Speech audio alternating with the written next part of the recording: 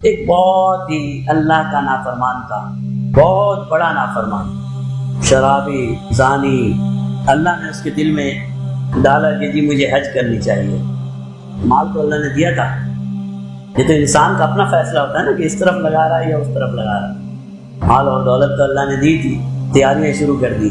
اب اپنے علاقے میں اتنا بدنام، قافلے جایا کرتے تھے، ایک قافلے میں شامل ہو گیا۔ اب جب وہ قافلے میں شامل ہوا تو میری طرح کے بھی ہوں گے لوگ اس قافلے میں جو اپنے آپ کو پتہ نہیں اللہ کا ولی سمجھتے ہیں۔ قافلے والوں نے کہا کہ ہمارا حج برباد ہو گیا، نعوذ باللہ، یہ شخص ہمارے ساتھ جائے گا۔ روک تو اس کو سکتے نہیں ہے، مالدار بھی ہے، دولت بھی ہے، سب کچھ ہے، روک تو اس کو سکتے نہیں ہے۔ اس شخص کے ساتھ ہم حج کریں گے، ہم تو سب تباہ ہو گئے۔ لوگوں نے اپنی تباہی سمجھا کہ اتنا بڑا اللہ کا نافرمان ہمارے قافلے میں۔ اس نے کسی سے سن لیا کہ لوگ میرے بارے میں یہ خیال کرتے ہیں، دل میں چوٹ لگی ہے۔ سفر ہے، اس نے وہیں سے اسی رات سے جب سفر کا آغاز کر رہا ہے اللہ سے معافی تلافی کی، شراب نوشی چھوڑ دی، سارے معاملات چھوڑ دیے، اور سفر کی رات اس نے کہا ہے اللہ اگر میں کسی بادشاہ کا بھی قصوروار ہوتا یا کسی انسان کا بھی قصوروار ہوتا، اگر وہ اخلاق والا شخص ہوتا، میں اس کے گھر چلا جاتا تو وہ مجھے معاف کر دے۔ اب یہ گناہگار تیرے گھر آ رہا ہے۔ یہ ہے تبدیلی، یہ ہے تبدیلی۔ آج میں اور آپ حج پہ جاتے فرق ہی نہیں پڑتا ہمیں۔ وہ شخص رات کو رویا، اس نے کہا اے اللہ گھر تیرے آ رہا ہوں، لوگ یہ کہتے ہیں میری وجہ سے ان کا حج بھی قبول نہیں ہوگا۔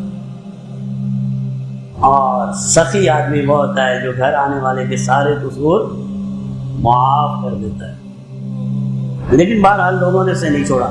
باتیں ہماری طرح کے لوگ بہت ہوتے ہیں، باتیں سنا کے ایک وقت آیا کہ اس نے فیصلہ کیا میں قافلے سے نکل جاتا ہوں، اکیلا سفر کروں گا۔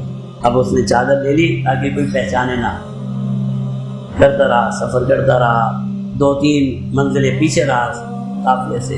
حج کا دن آ گیا، یوم عرفہ کا دن آ گیا۔ اسی علاقے کے ایک بزرگ نے دیکھا کہ 2 فرشتے آئے۔ ایک نے کہا بھائی ماشاءاللہ کتنے لوگ آئے ہیں، لاکھوں کی تعداد میں اللہ کی بارگاہ میں آئے، دعائیں کر رہے ہیں، استغفار کر رہے ہیں۔ دوسرے نے کہا کسی کا حج بھی قبول نہیں ہوتا، اگر ایک شخص نہ ہوتا کسی کا حج بھی قبول نہیں ہوتا۔ اس نے کہا نہیں کون شخص؟ اس بزرگ کو دکھایا گیا وہ شخص۔ ڈھونڈنا شروع کیا، سب کو پیچھے لگایا، بھائی ایسا شخص ہے کسی جگہ بیٹھا ہوا ہے، ڈھونڈو کون ہے، اس کی زیارت کرنی ہے، اس سے دعا کرانی ہے، اس کی وجہ سے سب کا حج قبول ہے۔ جب اسے ڈھونڈا اور دیکھا، اس کا چہرہ دیکھا تو وہی شرابی، وہی زانی، وہی اللہ کا نافرمان۔ فرشتے کہتے ہیں اگر یہ شخص حج پہ نہ ہوتا تو کسی شخص کا حج بھی قبول نہ ہوتا۔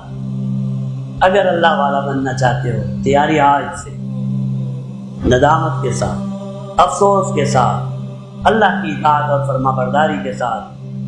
جب ایک انسان دوسرے کا ظرف دیکھ کر دیتا ہے تو پھر اللہ کے ہاں جو جتنا طلب کرے گا اتنا ہی پائے گا، طلب کرے گا اتنا ہی پائے گا۔ اب تو یہ آپ پر ہے کہ آپ لے کر کیا جاتے ہو۔ اس کے خزانے میں کوئی کمی نہیں۔ یقین کر لیجئے اگر زمین اور آسمان کے سارے خزانے جو آپ کو نظر آتے ہیں، یہ سارے بھی اگر اللہ نے آپ کو دے دیے تو اللہ کے خزانوں میں اتنی کمی بھی نہیں ہوتی جتنی سمندر کا ایک قطرہ نکلنے سے ہوتی ہے۔ اللہ کی ناراضگی انسان کو برکت سے دور کر دیتی ہے۔ اللہ کی ناراضگی اور اللہ کی نافرمانی یہ انسان کو اللہ کے دربار سے، شیطان اگر اللہ کے دربار سے نکلا ہے تو کس لیے نکلا ہے؟ اسی نافرمانی کی وجہ سے۔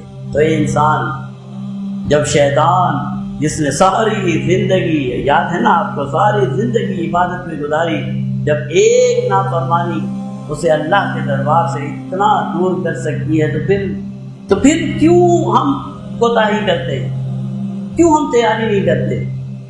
اللہ کو راضی کرنا ہے، اپنی زندگی کو تبدیل کرنا ہے اور نیکیوں میں زیادہ اپنے آپ کو نیکیوں پر آمادہ کرنا ہے۔ کیوں کہ یہی وہ چیزیں ہیں جو انسان کو اللہ کی برکتیں اور رحمتوں سے نوازتی ہے، اور ہمارا اندر اتنا اجلا ہو کہ ہم اللہ سے جو مانگے پھر اللہ رب العزت ہمیں عطا فرمائے۔